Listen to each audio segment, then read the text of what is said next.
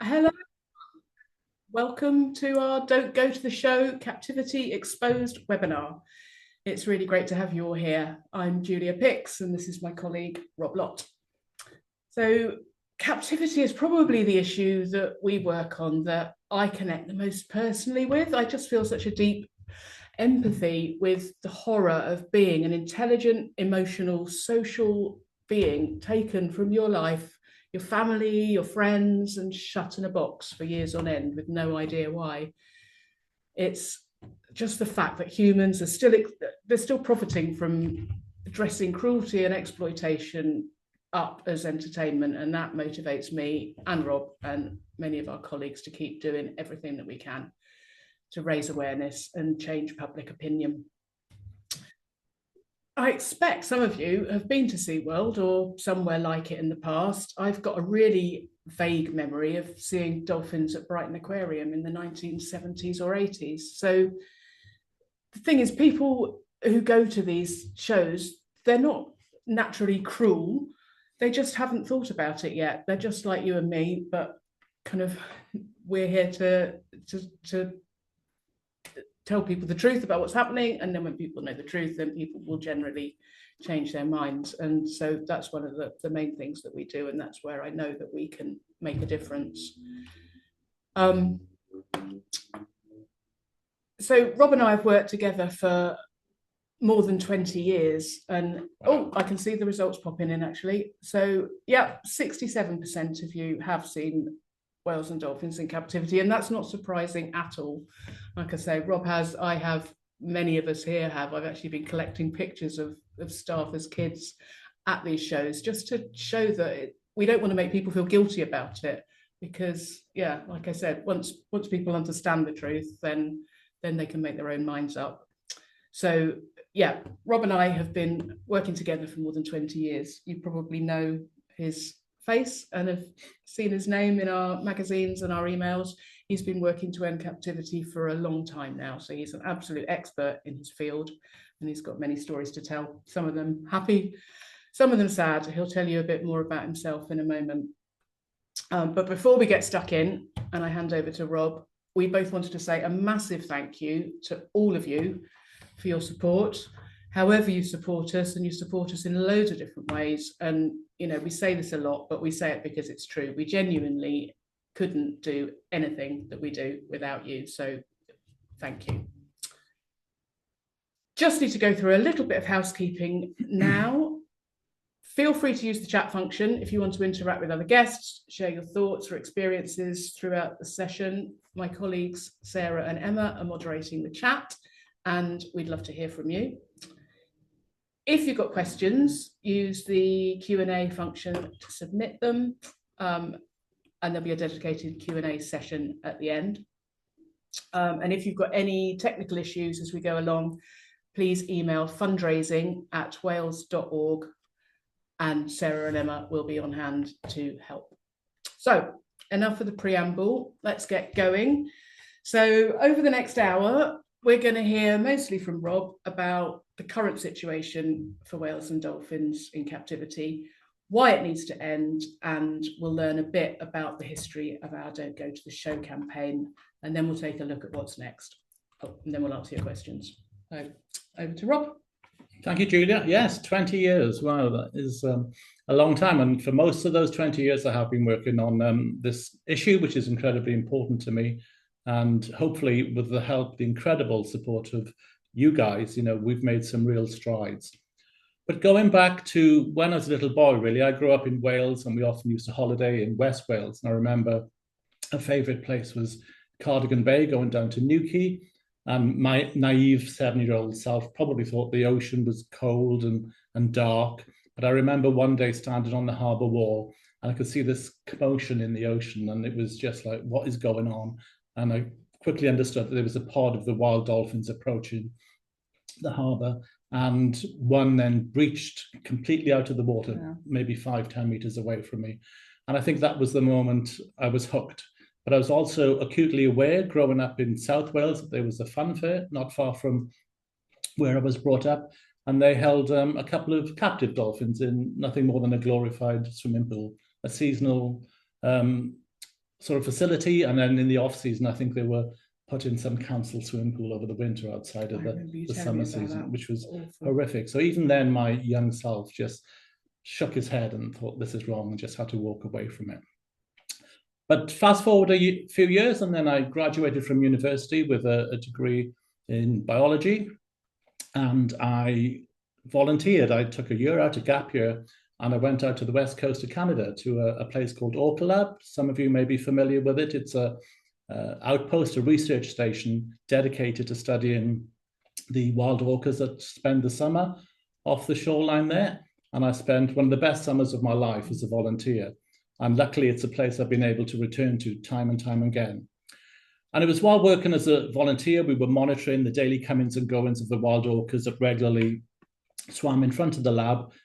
These orcas make up the northern resident community, and visually by day we could keep track of them, all land-based, and then at night they had a series of hydrophones, and you get this ethereal calling through the woods where we were camping in the forest. It's incredible. It was just, and I know you've lucky been enough to be there too with Rob, and yeah, as Rob says, it just absolutely echoes magical. through the woods. You're just surrounded by orca sound. It's amazing. And the minute I set foot on the island all those years ago, I thought this is going to be a place that I'll return to time and time again, if given the opportunity. And there was a pod of orcas known scientifically as the A5 pod, and I got to know them really well, foraging back and forth, socializing, resting. But I quickly knew that I would never see one of the members of the A5 pod swimming wild and free in the ocean with her family. And that's because she was captured and kidnapped way back in 1969 and sold to the marine park industry in the USA. Her name is Corky, and somehow, against all the odds, and after half a century, she still survives to this day at SeaWorld San Diego in California. So what we know about Corky, she was probably about 4 years old when she was captured just before Christmas, and one night in a place called Pender Harbor in 1969. And 7 years after her capture, she gave birth to her first calf, a male who sadly died after just 11 days. Her father, the father of Corky's first calf, was Orky, and he was closely related family member to Corky, and he had been captured just the year before in the same place. Sadly, Corky became pregnant 6 more times after this, with her eldest calf only surviving for 46 days. Can you believe that? And after 1987, she never became pregnant again. So that same year in 87, she was moved from Marineland Palo Verdes to SeaWorld San Diego, where she remains to this day, sharing the facility with 7 other orcas. Corky is remarkable. Most orcas in captivity die in their late teens or early 20s. Very few go beyond 30. But Corky is the longest surviving captive orca on the planet today. For 56 of her 60 years, Corky has been bred, displayed, and required to perform for human amusement. Several incidents spring to mind over the years. In 1989, so this was 2 years after Corky's final pregnancy, she was sharing a tank with a dominant female called Candu the fifth. You can tell how many Candus they've had. This was Candu number 5, and I've forgotten how many baby Shamus SeaWorld have had over the years. But Candu had a calf, and Corky took an unwanted interest in this calf, and she charged, the mother Candu charged at Corky in one of the holding pools when there were hundreds and hundreds of tourists in the stadium, and ruptured an artery in Candu's jaw during the fight. And after 45 minutes, horrific hemorrhaging for visitors to sadly witness, Candu, the mother, died. And in a bizarre twist of fate, her 11-month-old daughter, Orchid, was then placed with Corky, who acted as a surrogate mother for her. And another really chilling experiment I remember reading about was a vocalization test they did years ago. Vocalizations of the A5 pod that we regularly used to encounter in Canada were played to Corky, and she was floating amongst her Icelandic orca poolmates and visibly shook. You can see the video on YouTube. So even after many years of being held captive and away from her real family, she still knew those sounds. And to this day, she still makes those calls, though not so often, the calls that she inherited from her mother. So the unbroken connection and her continued calls to her lost family serves as a sobering reminder that these incredible beings are far more than performers. They are emotional beings who feel pain just like you and me. So today, like I say, I'm fortunate enough to return to Orca Lab most summers, and I often see Corky's young siblings, her brother Fife, one of WDC's adoption whales, and her sister Ripple. But of course, they don't know they have a sister in a concrete tank 2,000 kilometers away, because they were born after she'd been taken into captivity. And each summer, as I sit and watch this family chasing salmon and socializing in the long, lazy days of summer, I'm left wondering how life could and should have been for their older sister, who undoubtedly would now have been a matriarch in the wild with kids and grandkids of her own. It really is heartbreaking. I mean, that story about being played her calls, just, I've heard that story so many times and it breaks my heart every time I hear it. It's just, when you just think how that must have made her feel trapped in this tank, not understanding where those calls are coming from. I can't even imagine. Or what they were saying. Yeah, I can't even imagine how she must have felt. It's just devastating.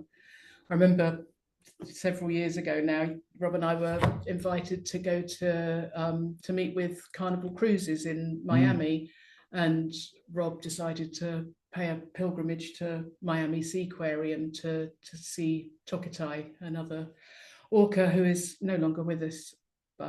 You may know her by the name Lolita, she was also called. In a tiny tank. Tiny tank, yeah. And I just couldn't bring myself to go with him. Sometimes I feel like maybe I should have done, but I just felt like I couldn't look her in the eye because I just felt so ashamed of what we'd done to her as a species. So no, I didn't go. It's, devastating stuff. So, I mean, I don't really need to kind of explain why captivity is so cruel. I'm going to give you about 4 reasons now, but I could go on and give you 400, but I mean, I know all of you here tonight know this, but just as a bit of scene setting, it robs these intelligent, emotional, socially complex beings of what it means to be a whale or dolphin. Quite literally, they swim for often hundreds of miles a day, and clearly they can't do that in a tank, and it just has a serious impact on their physical and their mental health. Some are kidnapped from the wild, others are born in captivity, but either way, they're all imprisoned and the ability to make choices is taken from them, which is just a massive thing for their mental health. And most whales and dolphins live in tight family groups. Generations often stay together for life.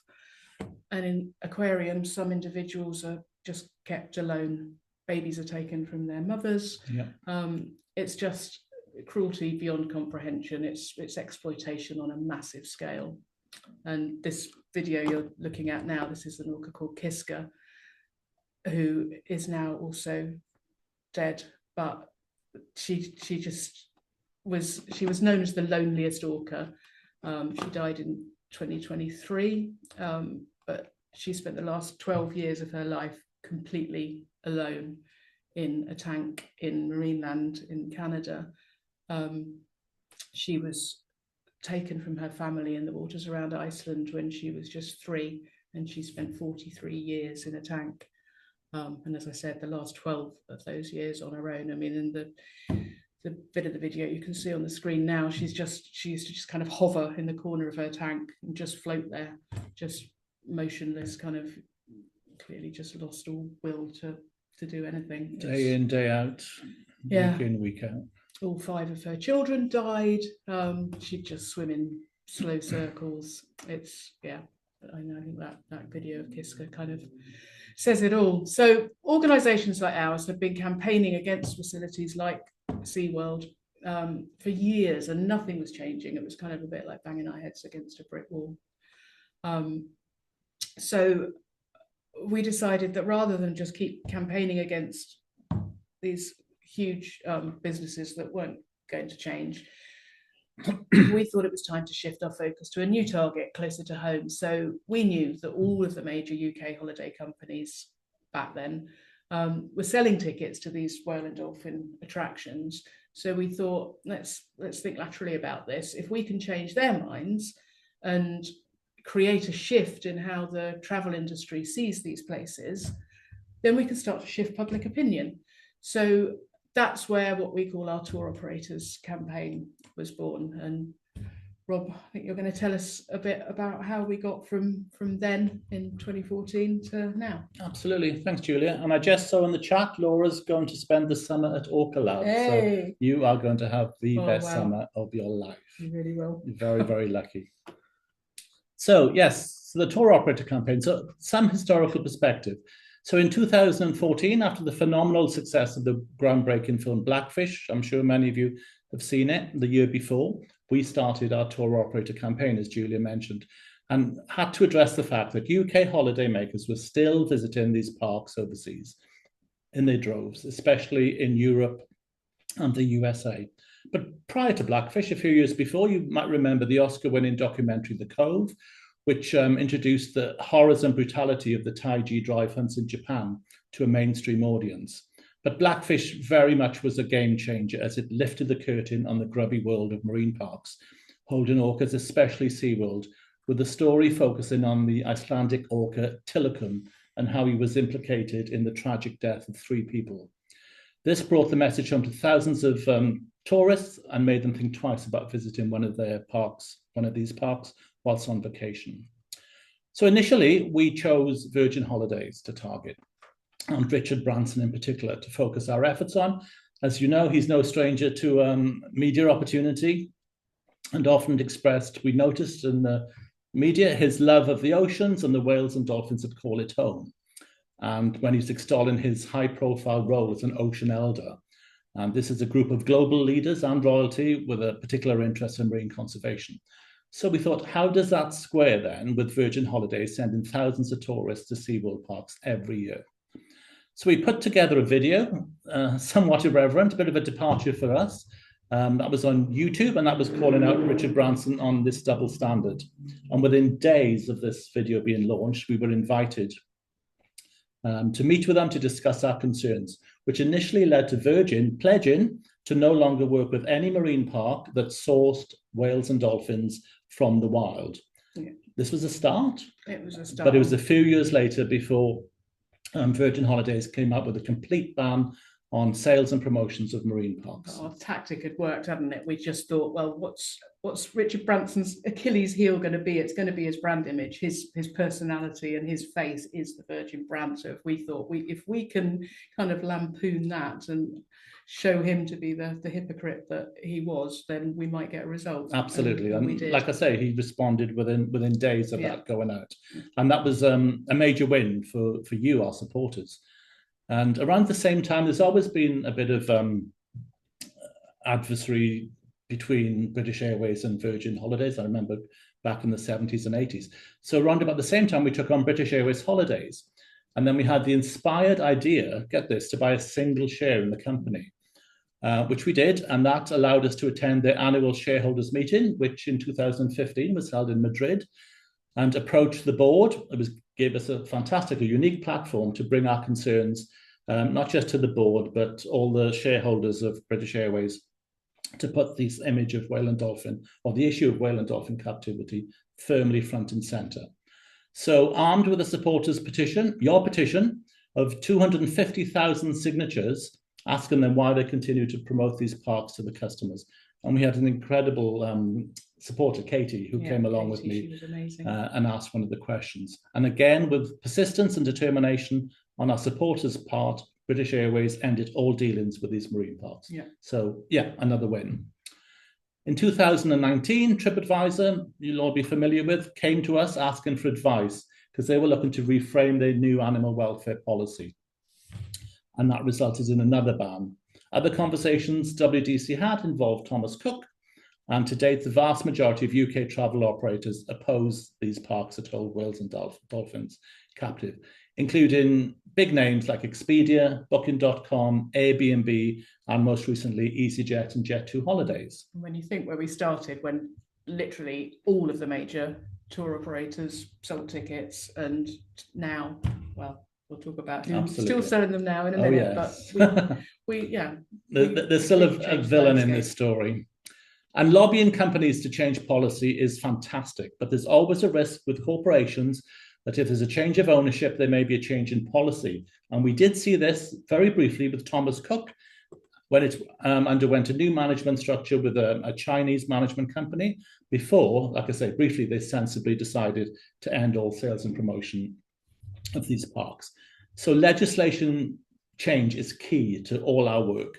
And we were delighted to report that Canada brought in legislation that outlawed whale and dolphin captivity in 2019. It was a good day. A really good day. There was a grandfather clause, so there's just one park in Canada that still keeps whales and dolphins captive, and that's the horror show that is Marineland near Niagara Falls in Ontario, which we believe currently has about 31 captive belugas, I believe. And then France, a year later in 2020, decreed all whales and dolphin commercial parks must cease trading by the end of next year, 2026. So these are really important wins on a national legislative scale. And WDC, we work tirelessly to build the momentum. So Julia mentioned, not all tour operators are on board. And unfortunately, the largest travel, tour and leisure company on the planet today is called TUI, again, a household name. And they still continue to promote these facilities. They currently have, I think, 24 facilities that they sell to their customers where they can go see whales and dolphins perform. They can go and swim with the dolphin operations. So they've been a key target of ours for the last few years now. In 2021, as you remember, this was, we called our campaign Lockdown Never Ends. This was just as the world was coming out of the COVID pandemic, blinking into the sunlight. And we thought, you know, it's ending for us, but for whales and dolphins in tanks living these boring, monotonous lives, lockdown never ends. And we kind of tapped into that empathy that people had at that time, because people were so valuing being able to get outside and enjoy some freedom and contact with their family and their friends again, which they hadn't been able to have before. And so that empathy for the plight of captive whales and dolphins was perhaps stronger at that time. And even though it seemed like an eternity to us, it was a relatively short amount of time compared to some of the stories that we talk about, the life sentence that captive whales and dolphins are serving today. So with that in mind, we had a petition, and thousands of you, our incredible, passionate supporters, responded to our request, and we delivered this petition to TUI's HQ. I went to Berlin in 2022 in the spring. So we had the opportunity to present the petition, but also present your concerns to TUI senior management. So following that Lockdown Never Ends campaign in 2022 in the summer, we had another campaign called The Dark Side of Captivity. And Julia will remember, well, it was talking about how depressed, drugged and desperate captive cetaceans or whales and dolphins are. The world is a dark place when you're in captivity. And when a captive whale or dolphin shows signs of anxiety, stress, or neurotic repetitive behavior, we know them as stereotypies, marine parks turn to pharmaceuticals to try to manage that challenging behavior. The facilities claim the medication helps maintain their mental health in captivity, but psychoactive drugs like Valium and Xanax are routinely administered. So we urge TUI to see the world through the eyes of a captive dolphin and help us to work with us to ensure that this generation of captive whales and dolphins is the very, very last. So fast forward to the following year, 2023, it was the 30th anniversary since the last dolphin park in the UK closed its doors finally. But people are sometimes surprised to hear that there's no ban in place for dolphinaria in the UK. People just assume there is, I think. Yeah, there is. We don't have them. And we had to have a de facto ban. So during the commercial era from 1963 for 30 years to 1993, there were over 30 dolphinaria up and down the land from Scotland all the way down to the south coast in Margate. And in the late 1980s, WDCS, Whale and Dolphin Conservation Society, as we then were, we co-authored a report on the UK's dolphinaria industry, which prompted what was then the Department of Environment to comprehensively review all dolphinaria. The report at the time sadly stopped short of recommending a complete ban, but instead listed criteria so strict they needed much larger, deeper pools and limited the number of dolphins that they could keep in these tanks, that no facility could afford to implement these changes, which would have cost millions and millions of pounds. So in March 1993, I remember it very well. It was the day of my birthday, actually. The UK's last dolphin area at Flamingo Land in Yorkshire closed its doors. So the UK, like I say, has a de facto ban, but even though I believe there's no political will or public desire for these parks to ever open again in the UK, we must remain ever vigilant because technically it is possible. And to that end, you responded in your thousands. We got a petition together, which we took right to the heart of government on the steps of 10 Downing Street. Julia was there,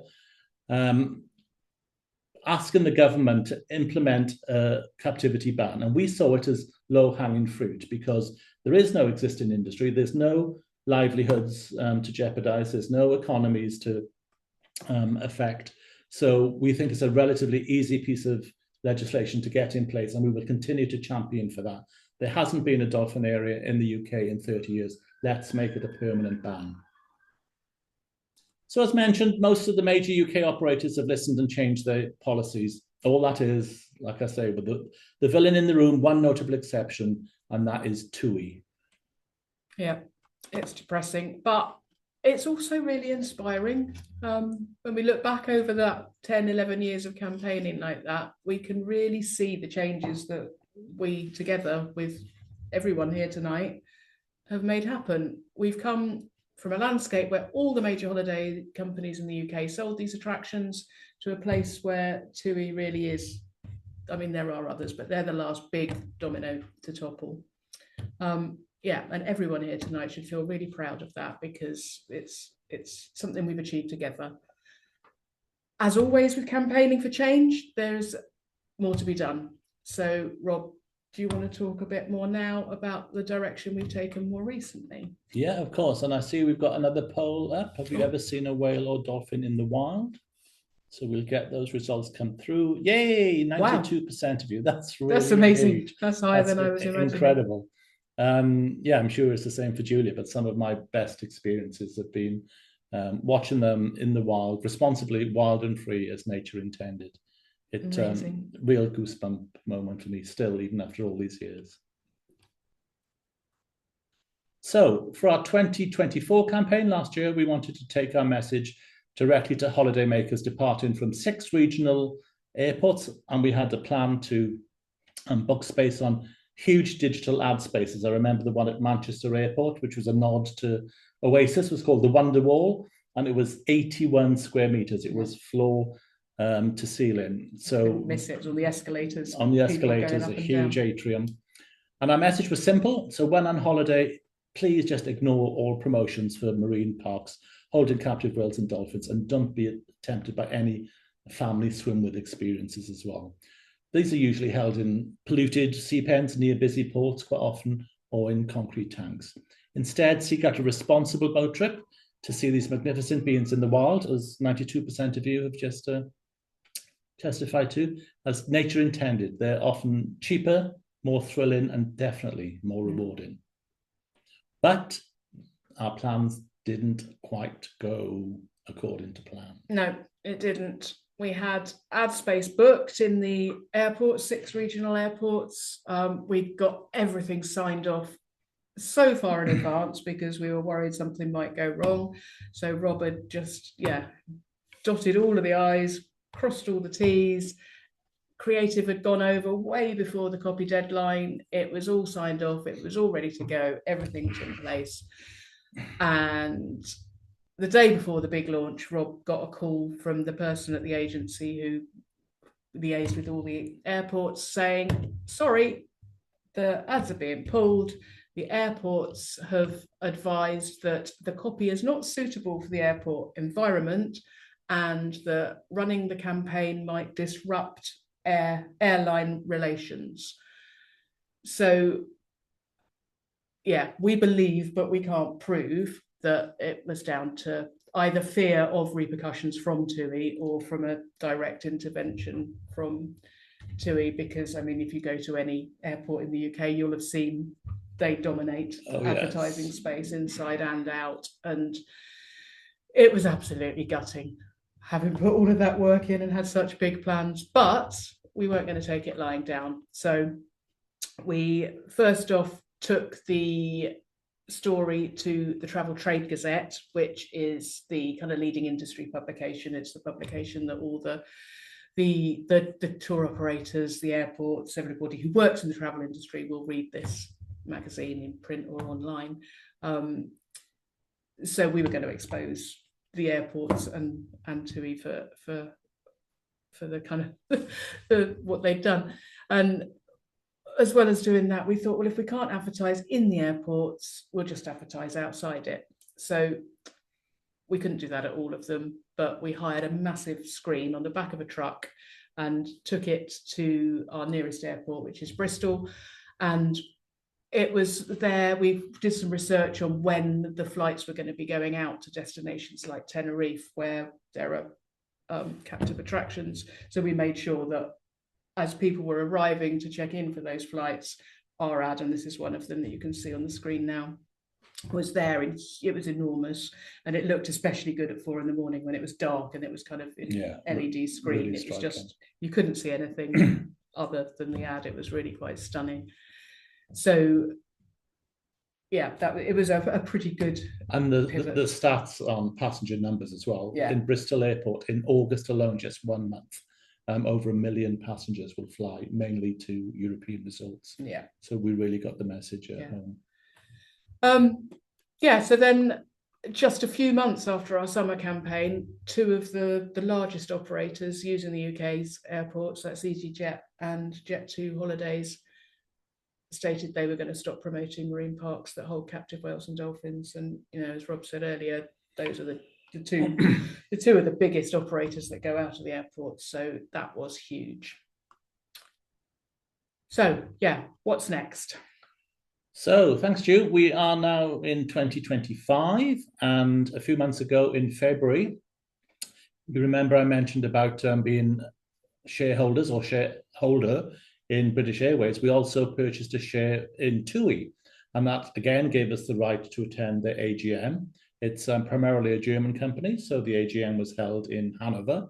So our German colleague got the opportunity again to ask a question of the board in front of shareholders, which have millions and millions of euros invested in this company.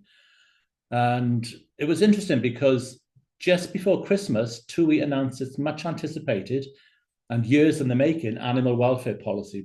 They said, we're a big company, we're doing lots of internal audits, we are going to reveal a new animal welfare policy. And just before Christmas, like I say, they came up with this policy and it said, we won't support any facilities engaged in commercial breeding. And I thought, wow, that's a major step into making this the very last generation of whales and dolphins in captivity. So our question was quite simple. We asked TUI, if you don't support commercial breeding, will you stop promoting attractions like Laura Park in Tenerife, one of the biggest marine parks that they send tourists to? There's SeaWorld in San Antonio. They recently had some captive births. And another example is the Oceanographique in Spain, in Valencia. And we said, okay, this is great. You're going to implement this now. And then we had a statement from, I think it was the chief executive, Sebastian Ebel, and he said, well, we will allow breeding if it supports the natural composition of social groups. And we were just all absolutely gobsmacked by that. You could see the full nonsense that what is natural? There's nothing natural about captivity, and they don't have, the social groups that you'd find in the wild. Absolute greenwashing their animal welfare policy. But that, it was a gift for us because it actually came out on such a public platform with this ludicrous statement. Yeah, in comms terms, it was a gift because we can use that to call out their hypocrisy. Yeah, what is the point of, like I said, this long-awaited animal welfare policy, and then in one statement you can make a complete mockery of it? So the next phase of Don't Go to the Show will once again be to target that old dinosaur TUI, who continue to promote this inhumane and outdated practice. So this summer we plan to expose TUI and its refusal to engage and just show people just how out of step they are with the rest of the UK travel market, as we've explained earlier. Interestingly, I saw a TV ad the other day, and TUI's new strapline in its commercials is to live happy. Well, if only that was true for the whales and dolphins it exploits. But, again, our incredible supporters, you can get involved by talking to friends and families, school groups, thinking about who you book with. You do have a choice, travel companies appreciate that you have a choice who you book with, but also talking to travel reps if you are on holiday and letting us know, get in touch with WDC if they are sticking to their policies on the ground. Because even though this came from, the head office, let's make sure that it trickles all the way down to the grassroots. We'd be really keen for those, if you're traveling with EasyJet or Jet2 or Virgin Holidays or any of those that have now kind of seen the light and stopped promoting these facilities on their websites and kind of officially, is that filtering through to their reps in resorts and in the airports. So if you fancy doing a bit of undercover work for us, just when you're in your resort, if you're with one of those companies, just ask the rep. We'd love to hear from you, because I remember in hotel foyers they have these folders, if you're looking for the family activity to do for the day, and there'll probably be heavily discounted tickets as well. So let's just see. We know who the good guys are now, and I really hope and believe that this has trickled down and this is a mainstream policy. But there's one other thing. We've spoken a lot about the commercial tour operators, but something that we are very excited about working on the Captivity campaign is a new law that received royal assent back in November 2023 now, as part of the Animals Act, and it's called the Low Welfare Activities Abroad. So as I mentioned earlier, thankfully, no dolphin area in the UK. However, holidaymakers still go to the dolphin shows and the swim with attractions in their thousands, tempted by heavily discounted prices, as I mentioned. So it's very important that we pursue this legislative change. Travel companies with ethical and progressive animal welfare policies, as the Lonely Planet guides used to say, good companies go bad, bad companies go bust. And that's same for management changes within companies. So we're very, very keen to push for the legislative change. So we've thrown our full support behind this new Low Welfare Activities Abroad Act. Essentially what that will do, it will prohibit the sale and the advertisement in England and Northern Ireland at the moment of low welfare activities that take place. So if any of these activities do not meet UK law, then no travel company in the UK can promote them abroad anywhere. And for whales and dolphins in captivity, that is practically every facility. It would make it illegal to advertise SeaWorld. It would make it illegal to advertise any facility that holds captive whales and dolphins. Absolutely. Would be amazing. So as we know, we keep mentioning TUI, they still sell tickets. Get Your Guide, you will have heard of as well. And there's a newcomer, Love Holidays it's called, and we got information now that they are starting to sell tickets to these facilities. So when this consultation for this low welfare activities abroad is underway, wild animal entertainment, so swim with dolphin experiences, but not just whales and dolphins, other species like elephant interactions when you're on holiday, big cats and primates, all profit from animal exhibition. I remember chimpanzees and the Spanish costers. So this new law will stop travel companies advertising and selling tickets for cruel and demeaning animal activities, basically. Like I say, it's only going to apply initially to England and Northern Ireland, but we hope that the other devolved governments, Scotland and Wales, will follow suit and introduce similar legislation. And that tends to be the case with something of this sort of magnitude, this stature. So it is frustrating because I mentioned the Act was passed in 2023 and it is now 2025. And we are still awaiting a consultation to decide which activities will be covered. So hopefully, in addition, and we've got very strong sense that whales and dolphin captivity will be covered, but the other groups that we work with are also hopeful that other welfare activities, as you mentioned, with primates and big cats and elephant interactions, will be involved in this new act. So we've got a new government, so we just need to get that consultation underway and to give that act teeth. So in a nutshell, this is where we've been for the last 10, 15 years working on captivity, but we should be under no illusions. The scale of the problem globally, that we estimate there's about 3,700 individual whales and dolphins in tanks today, and that's in 348 countries. 348 facilities, in 57 countries. China alone has a third. So one country has a third of all captive cetaceans That's globally. incredible. And if you add Japan, then those two countries alone will account for nearly 50% of all captive individuals. So fairly recently, wasn't it, that China overtook the US in the number more of captive orcas in China than SeaWorld holds. Yeah. And one of the good things that came out of Blackfish was SeaWorld has said they will no longer breed orcas. So the orca generation in SeaWorld parks in the States are the very last. But we're under no illusion that we've got our work cut out for us now in Asia. And after 50 years, we know what the problem with captivity is, and now we have a solution. And WDC is very proud to be a founding partner to the world's first beluga whale sanctuary, which was the world's first beluga whale sanctuary, the world's first whale sanctuary, established in Iceland in 2019. And there are others in development now. The Whale Sanctuary Project in Nova Scotia in Canada, Baltimore Aquarium, the National Aquarium in Baltimore has stated that they're going to develop a sanctuary for their bottlenose dolphins somewhere in the Caribbean, and there's one or two in the Mediterranean as well as one in Indonesia as well. But it takes a lot of money to develop a sanctuary, and I've said to you many times, it's relatively easy to take a wild whale or dolphin from the ocean. It's much harder to reverse that process. Yeah. And not all individuals will be suitable candidates for release, but we can actually develop these retirement projects where it'll be whale first. They'll have complete choice and decision making as to how they spend their time. Obviously, no shows.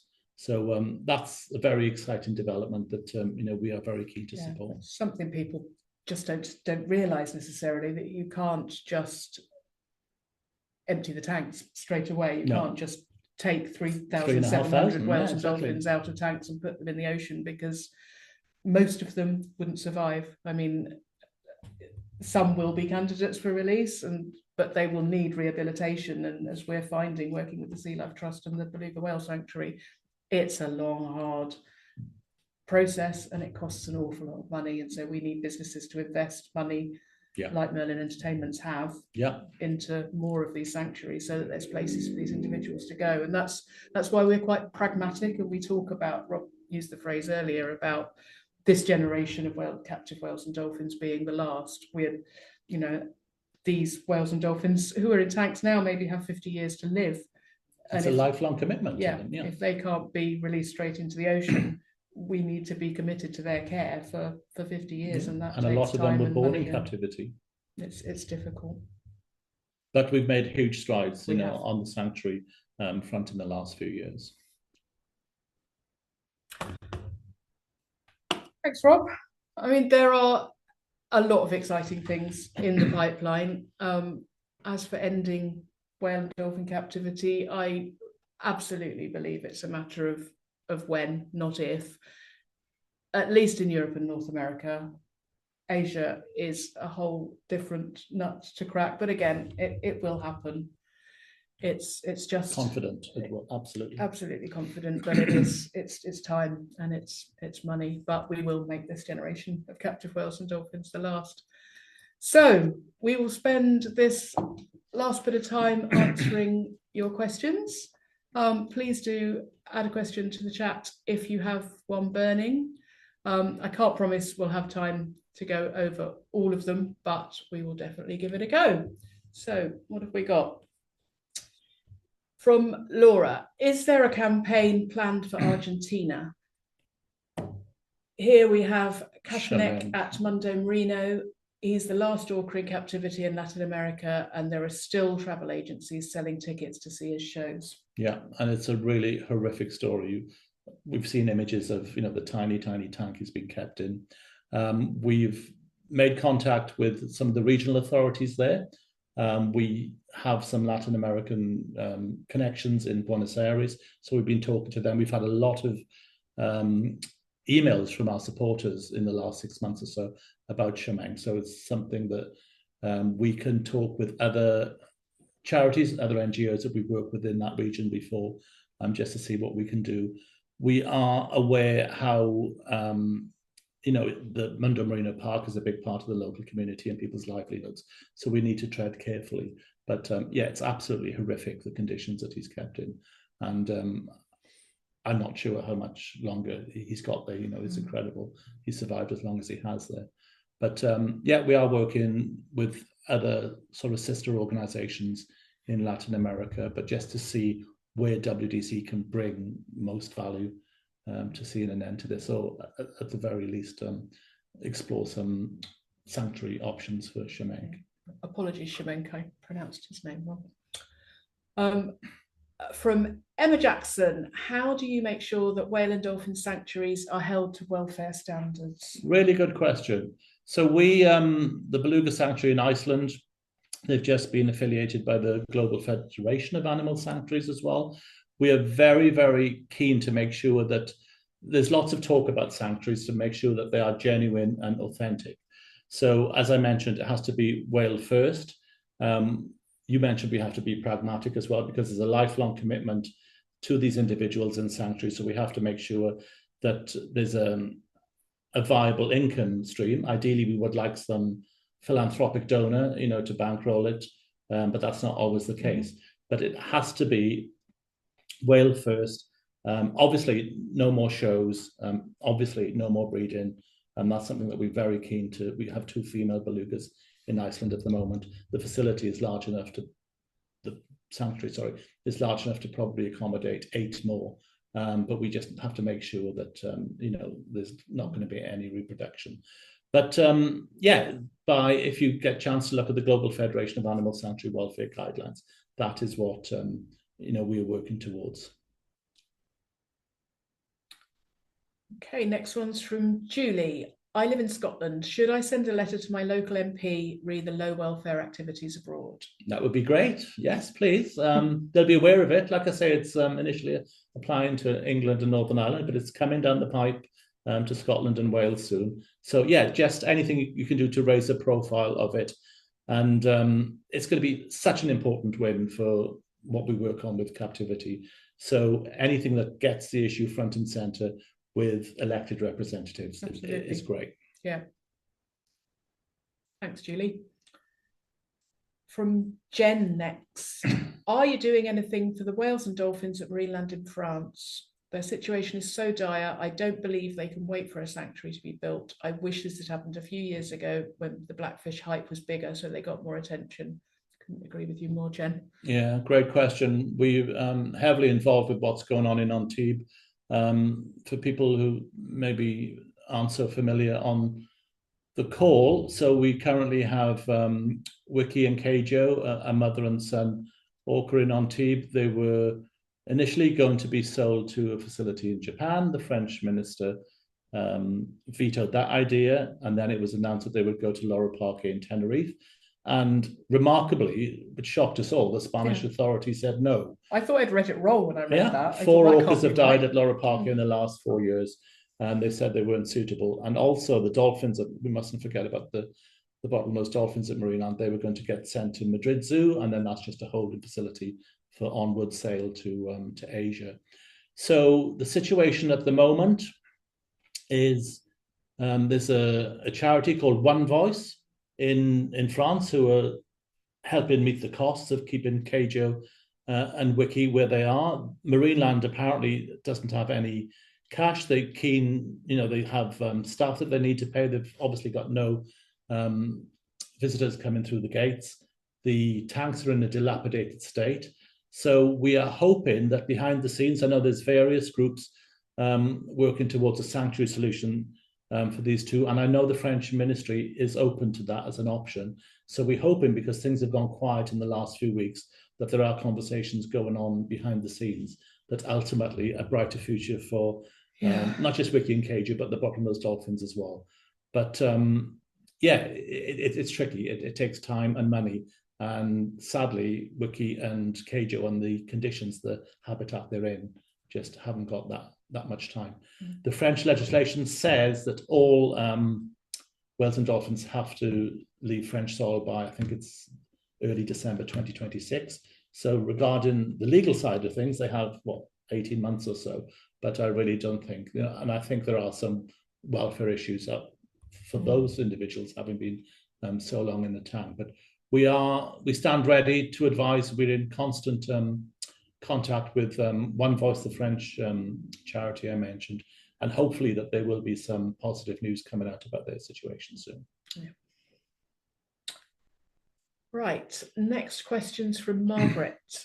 Are the two belugas in Iceland now in the sea pen, or are they still in a small pen? So the little white and little grey, the two belugas, so a little bit of background on them. They were captured from the wild, from the far east of Russia in 2011, and they've spent their entire adult life until they went to Iceland at a marine park in Shanghai called Shangfeng Ocean World. They are currently in the indoor care pool, and I believe the plan is for them to be taken out into the sanctuary in the next few weeks. This will be the fourth time. The third attempt to put them to the sanctuary, to put them into the bay, had to be aborted because there was a very freak incident where a boat sank in the sanctuary bay. So there's a cleanup operation and associated oil spill that they had to deal with.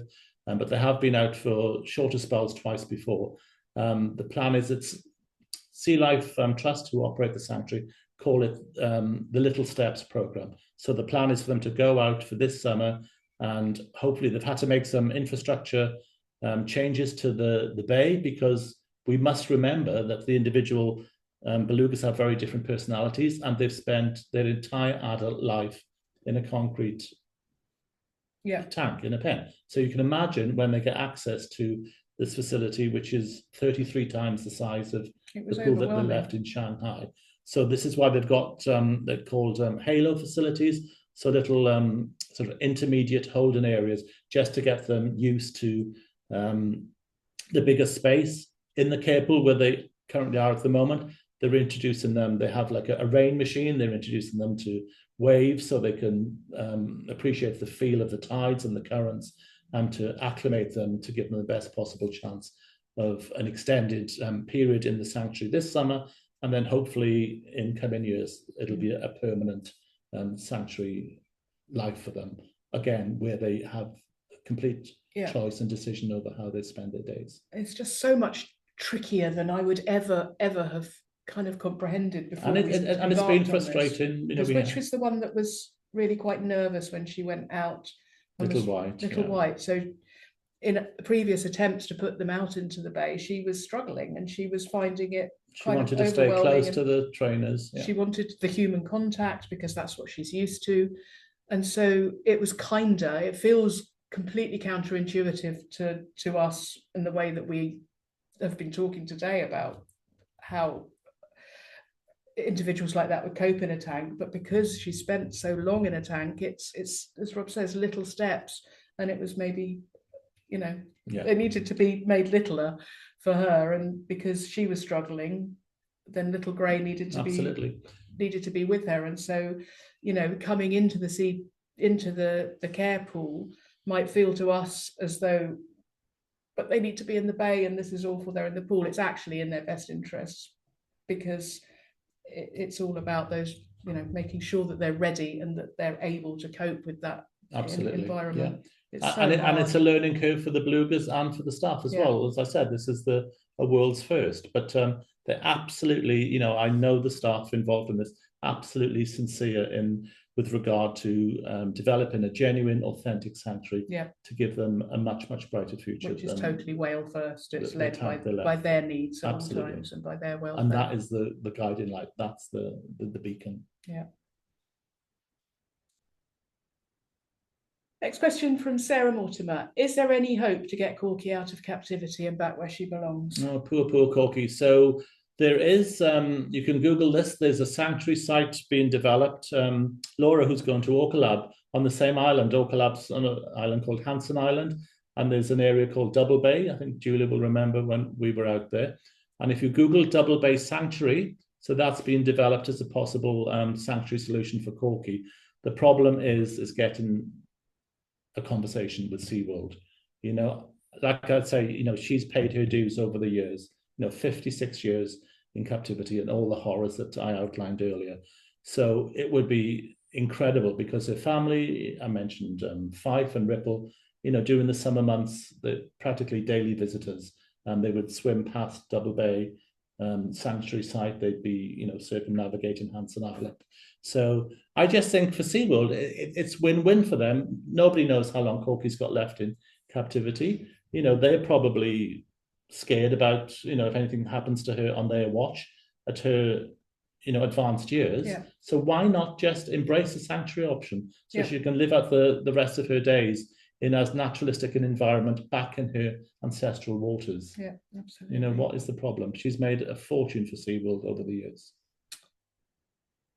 Okay, next question from Laura P. We're going to Tenerife next year with Tui, very close to Loro Parque. I was planning on taking my 4-year-old. He adores orcas and has adopted Fife to show him how the orcas are kept and how shocking it is.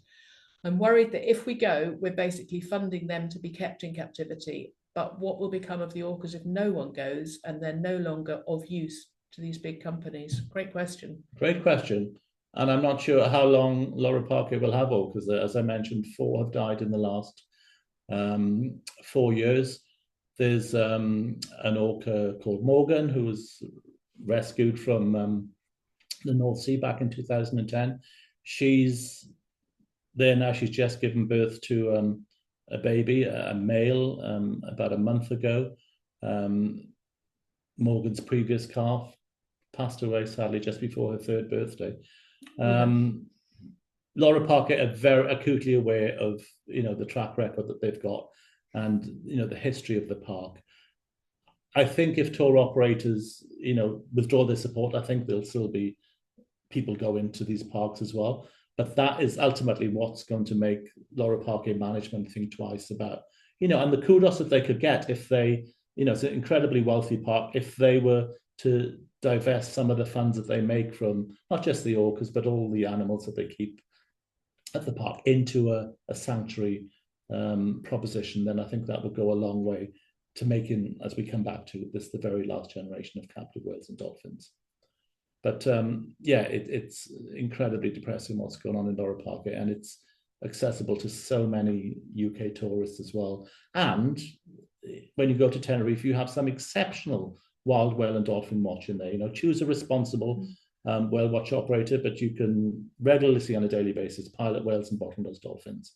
And like I said, that's far more rewarding, more responsible and thrilling. So if you can do that, but like I say, Loro Parque are acutely aware of the criticism that they face, and hopefully a sanctuary solution may be something they'll consider in the near future. Let's hope. Well, we're out of time. That hour absolutely flew by. I could talk really about this all evening, but it's definitely time to wrap up now. So thank you everybody for making the time to join us this evening, and thank you again for supporting us. It is so genuinely appreciated by all of us at WDC. We never ever take our supporters for granted. We know that you fund everything that we do, and you don't just fund what we do, you inspire us to keep going. And so we are so grateful for all of your support. Please do fill in the feedback questionnaire. We'd really love to know what you thought. Yeah, thanks, Julia, and thanks, guys. It's really appreciated. Everything that we do is because of you and for you, and we are blessed with the most incredible supporter base. So keep doing what you're doing. We really appreciate it. Thank you, everyone. Good night. Bye.